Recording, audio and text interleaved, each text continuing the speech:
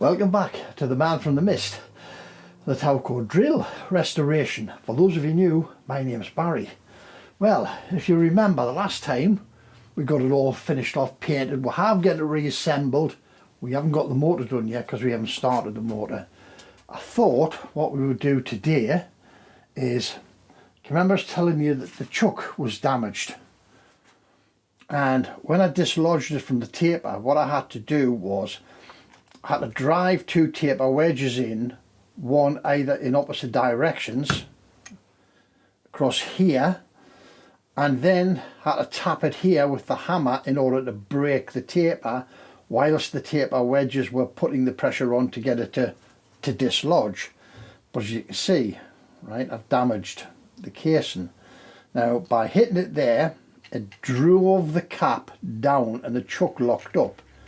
Well, I've actually eased it a touch and it's working, and it is in very nice condition now. However, we are going to pull it to bits to make sure we haven't damaged anything in here. Underneath the cap here there should be a ring of ball bearings, which is what it was binding on after I had hit this. Now, so I've got a set of bearing pullers. These are narrow-toed pullers, and they were intended, I bought these specifically for a job on the Davy Brown final drive, and it was pulling the inner pinion bearing out, which is driven into a blind seat. So you kind of get behind it, and the seat is so small that you need that tiny little edge to get in under the cup and pull it back out. So we're going to use these. I took the arms off and I've turned them round because they're supposed to be facing outwards, so they can go in and into the outer race so you can draw it. I've turned them that way today so that we can get a hold of the cap and pop the cap off, because in order to take this to bits, you take the cap off, there's a ring of balls in here, comes out, and then there's a two-sided flat on here, a bit like the same type of arrangements as to what you've got inside the top link on the main shaft, or the top link for the retaining bush. We've got a little bit of studding with a nut on it, because right down in the hole there, I don't know if you can see that, but the bottom of the hole is a threaded portion that when you turn this, the threaded portion forces the jaws in and out. What we don't want to do is go pushing on that thread or on the bolt at the back of it and flare it and stop it from working. So I've got just a simple piece of studding with a nut on that we're going to wind out to form a cup, so the tip of the puller can sit in there and not wander. Right, let's see if we can get this set up in such a way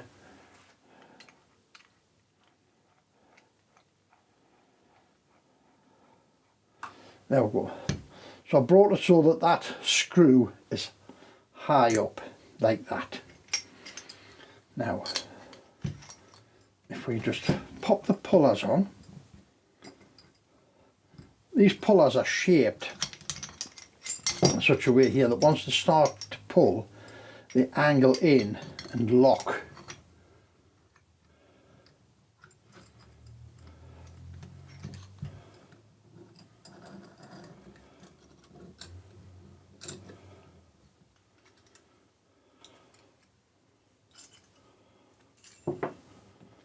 Then your little knoblet drops out there. Again, I'm doing this on a cloth because if these balls drop out of here, you don't want them running all over the place.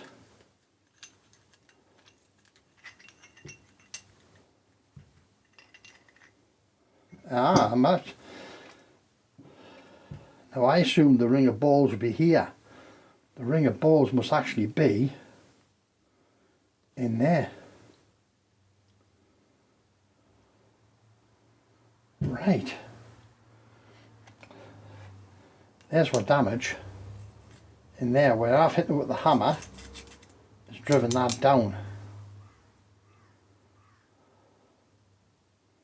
Let's give that a wipe.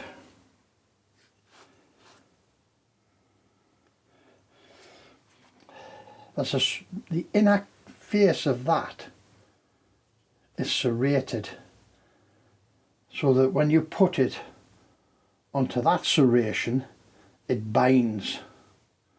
I was wondering why that would be serrated in there, and actually that led me to think that this was possibly screwed onto the bottom of that little arbor and not tapered. However, the J33 tells you that it's a taper.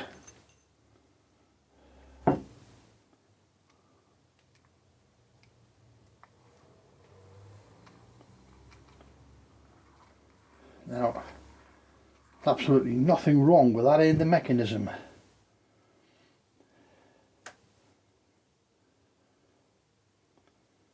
It's that one little bit there. That one little bit in there.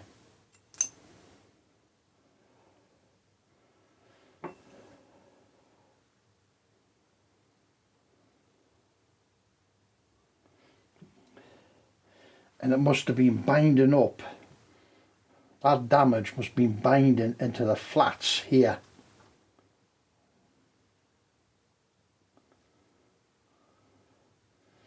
Now you dismantle it by getting a hold of that, unscrewing that. Will we do that? Will we see?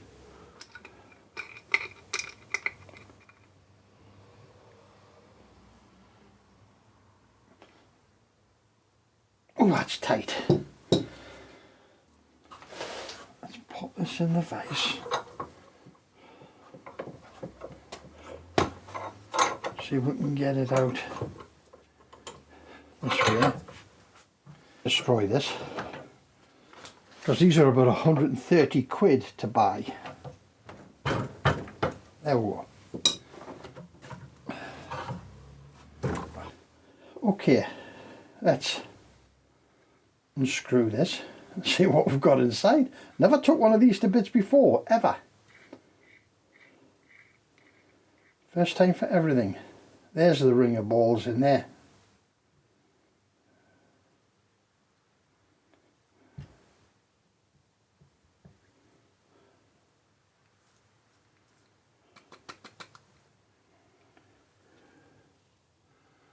As I say,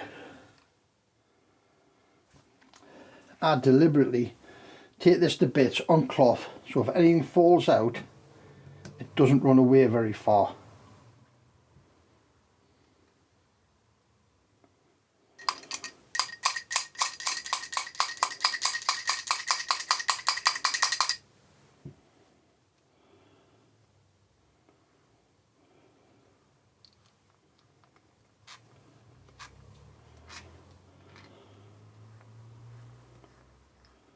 Aha, there we go.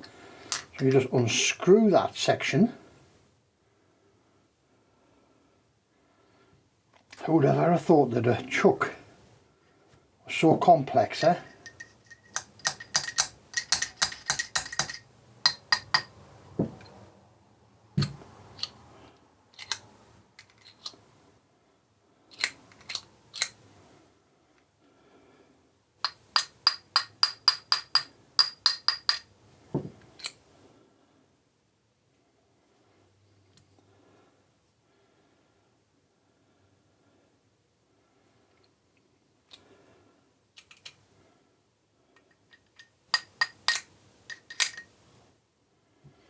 Now then, I've got a feeling, well, you're going to have to that. This has got to get driven out towards us.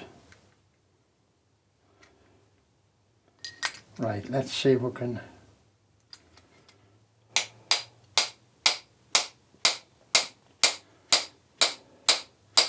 That's solid, that, guys. That's solid in there. And I don't, as I say, I don't want to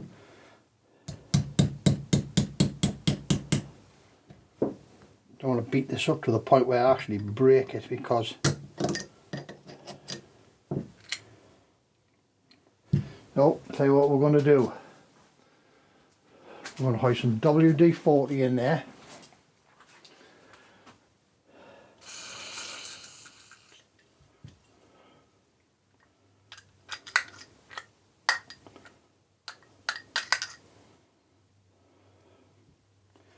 It would be nice to get that all to bits.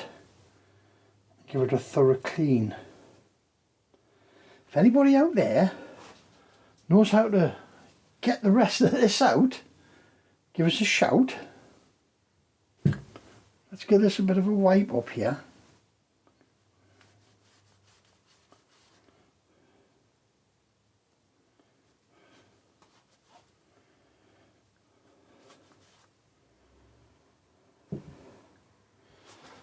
And we'll have a bit of what famous on it, eh?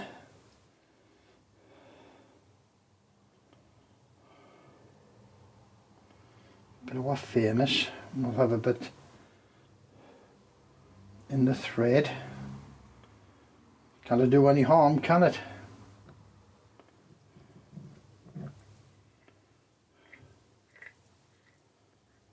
That's it. It's away in there now. Left hand thread, guys.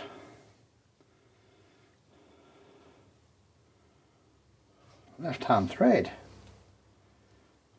Okay. Pop. Bit of grease into there, just a little bit. Now then.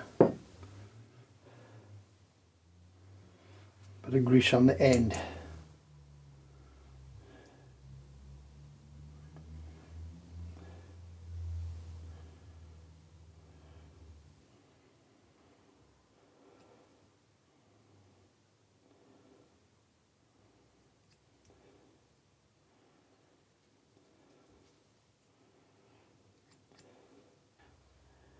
Just need to tap all these down back into the bottom. There they go. I think they're all on the bottom now. We'll soon know, because it'll just not screw up nicely.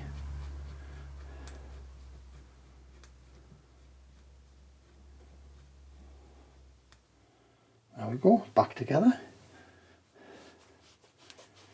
And the big thing is, there is no balls left here. Right, let's pop this back in the vise and tighten it back up.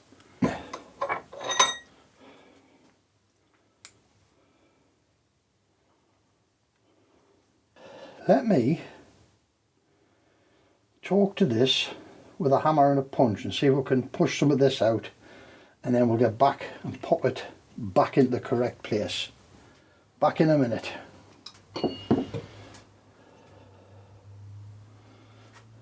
Right.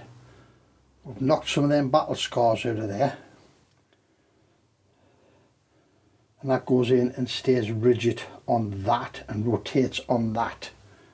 So let's get a little bit of grease. We'll put a little bit of grease onto here, because this is what it rotates on.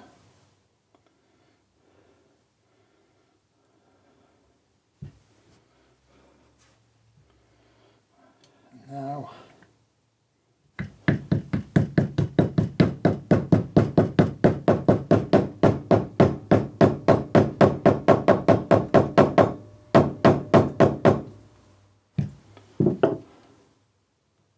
right, that'll do. It's back together.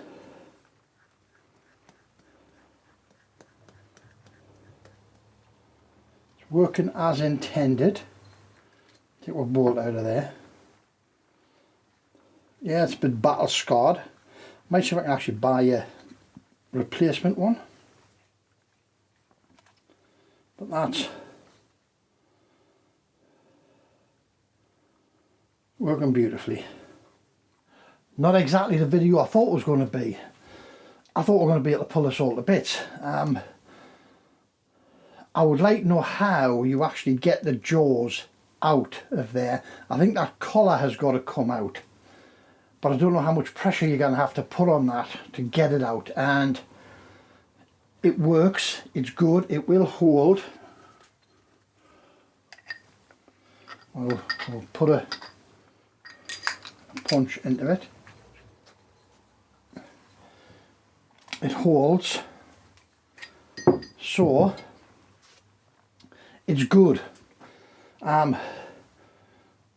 It would have been nice just for giggles to have pulled it to bits so we could say we know how that does end up coming to bits. I think it's always nice in the future, isn't it, for to know how things function properly.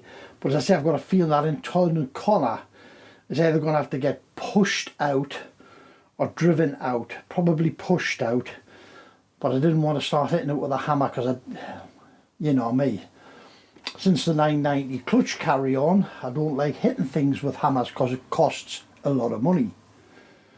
And as I say, those on eBay at the minute are between 130 and 180 quid for new ones.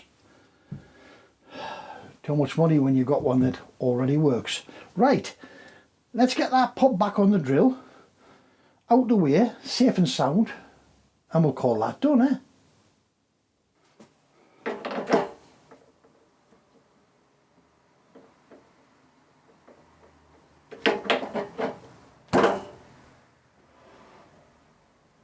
That's it for this video. Thanks very much for joining us. As always, your time is greatly appreciated when you come visiting us, seeing what we're up to. As I say, all we've got left to do now is sort the motor out, get that back up and running. Job's a good one, isn't it? Thanks very much, guys. Catch you in the next one. But remember, don't overthink it. It's only nuts and bolts. Catch you later. Ta-da now.